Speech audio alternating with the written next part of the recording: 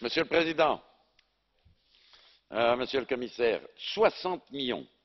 Elles sont près de 60 millions chaque année les personnes qui viennent de l'étranger pour visiter les pays de l'Union européenne.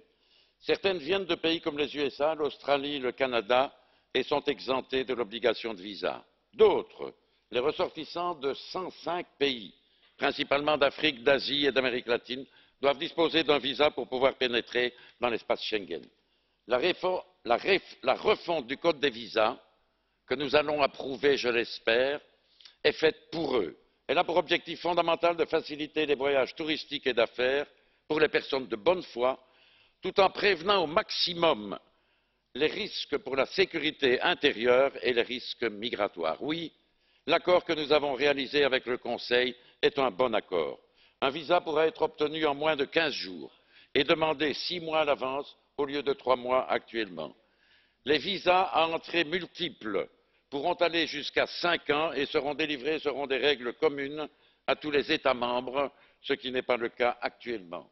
Les frais d'obtention des visas, qui n'ont pas évolué depuis plus de 10 ans, seront certes augmentés, sauf cas particulier, de 60 à 80 euros pour les adultes, mais ils resteront, et de loin, inférieurs aux 133 euros demandés par les USA et aux 125 euros demandés par la Chine. L'Europe n'est pas seulement plus attirante, elle est aussi, et il faut le répéter, moins chère.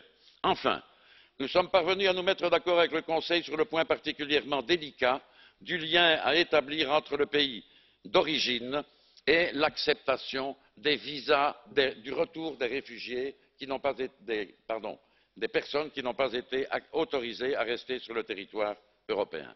Pour conclure, Monsieur le Président, laissez-moi 30 secondes.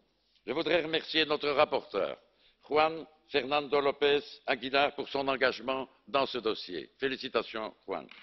Je voudrais remercier nos collègues pour la qualité de nos échanges, en particulier M. Becker et Mme Vergiat, avec lesquels les échanges ont été vifs, mais toujours cordiaux. Merci à nos collaborateurs et à nos collaboratrices pour le magnifique travail qu'ils ont délivré. Je termine, Président. J'ai siégé dans cette Assemblée pendant 30 ans. Ceci est ma dernière intervention. Et je n'ai qu'un mot à dire.